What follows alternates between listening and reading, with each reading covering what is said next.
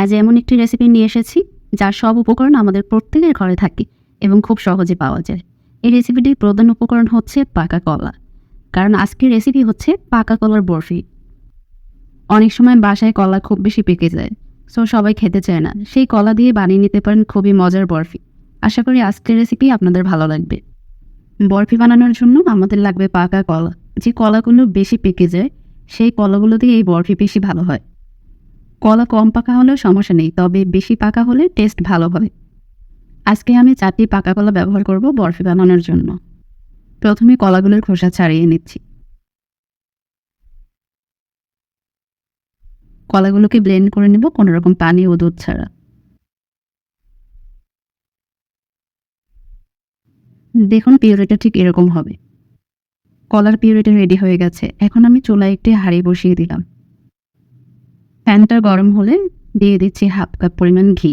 বরফি বানানোর জন্য ঘি ব্যবহার করবেন, এতে বরফির টেস্ট ভালো আসবে। চাইলে আপনি তেলেও বানাতে পারেন, তবে বরফির টেস্ট ভালো আসবে না। ঘিটা প্রথমে একটু মেল্ট করে নিচ্ছি। ঘিটা একটু মেল্ট হয়েছে, এখন দিয়ে দিচ্ছি হাফ কাপ পরিমাণ ময়দা। ময়দার পরিবর্তে আপনি চাইলে আটাও ব্যবহার করতে পারবেন, এতে কোনো সমস্যা নেই। এবার মিডিয়াম আছে ঘিয়ের সাথে ময়দাটাকে একটু সময় নিয়ে ময়দার কালার চেঞ্জ হওয়ার আগ পর্যন্ত ময়দাটাকে ভেজে নিতে হবে। 5 থেকে 6 মিনিট ঘিয়ের মাঝে ময়দাটা ভেজে নিলাম। ময়দার কালারটা চেঞ্জ হয়ে আসছে। এবার সুজিটা দিয়ে দিব। এবার 1/3 কাপ সুজি দিয়ে 4 থেকে 5 মিনিট ভেজে নিব, সুজির কাঁচা গন্ধটা চলে যাওয়া পর্যন্ত। সুজি ও ময়দাটাকে যত ভেজে নেবেন বরফির টেস্ট তত ভালো আসবে। তবে চুলার আঁচটা মিডিয়ামে রাখতে হবে, বেশি আঁচে ভাজা যাবে না, তাহলে পড়ে যেতে পারে। পড়ে গেলে খেতে ভালো লাগবে না এবং একটা পোড়া পোড়া গন্ধ আসবে। এখন এলাচের গুঁড়ো দিয়ে দিব, তবে আমার কাছে বাজার থেকে কেনা গুঁড়ো করা এলাচটা ছিল না, এই জন্য আমি আস্ত এলাচ একটু গুঁড়ো করে দিয়ে দিব। ঘরে করা এলাচের গুঁড়োতে কোনো সমস্যা নেই, শুধু একটু মিহি হলেই হলো। তবে এলাচের গুঁড়োটা অবশ্যই দিবেন।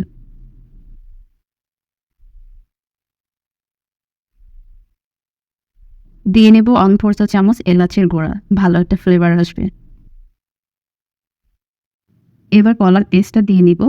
কলার পেস্টটা দিয়ে 5 থেকে 6 মিনিট রান্না করতে হবে এবং অনবরত নাড়তে হবে, কারণ প্যানের নিচে লেগে যেতে পারে। যদি লেগে যায় পিউরিটা তাহলে একটা পোড়া পোড়া গন্ধ আসবে। কলার পেস্টটা দিয়ে বারবার নেড়ে দিতে হবে এবং চুলার আঁচ মিডিয়াম টু লোতে রাখতে হবে, না হলে আবার পড়ে যেতে পারে। এবং প্যানের নিচের দিকটা বারবার নাড়তে হবে।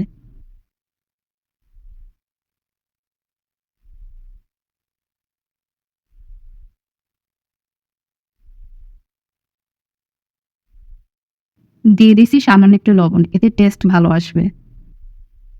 মিষ্টি জাতীয় রান্নায় লবণ না দিলে অনেক সময় পানসে একটা স্বাদ পাওয়া যায়। এখন দিয়ে দিচ্ছি 1/3 কাপ পরিমাণ গুড়। আপনারা চিনি বা গুড় যে কোনোটা ইউজ করতে পারেন, তবে কলার মিষ্টি বুঝে স্বাদ মতো দিয়ে দিবেন। এখানে মিষ্টির পরিমাণটা ফিক্সড না, আপনারা যার যার স্বাদ মতো দিয়ে দেবেন। গুড়টাকে খুব ভালোভাবে মিশিয়ে নিব। এখন দিয়ে দিচ্ছি 2 টেবিল চামচ গুঁড়ো দুধ।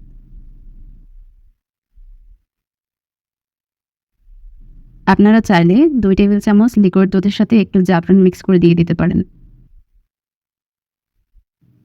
এখন আরও 3 থেকে 4 মিনিট খুব ভালোভাবে রান্না করে নিব।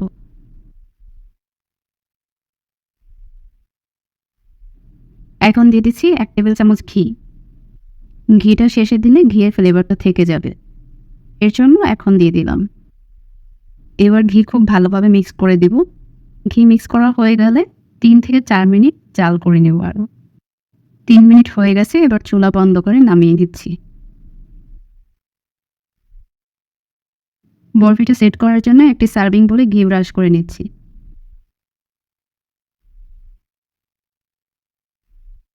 এভাবে সেট করে নিচ্ছি। একটি স্প্যাচুলা ইউজ করতে পারেন চাইলে এভাবে।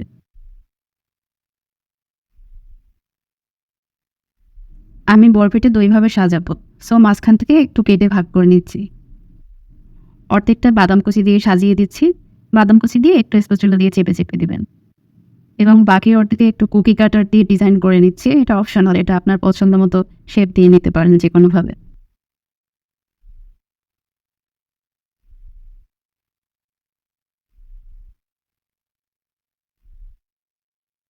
দেখুন তৈরি হয়ে গেল খুবই মজার পাকা কলার বরফি। এখন পরিবেশন করে নিলেই হবে। এই বরফি নরমাল ফ্রিজে রেখে খেতে পারবেন, কোনো সমস্যা নেই। আজকের বরফির রেসিপি কেমন হয়েছে কমেন্ট করে অবশ্যই জানাবেন। ধন্যবাদ সবাইকে, ভালো থাকবেন।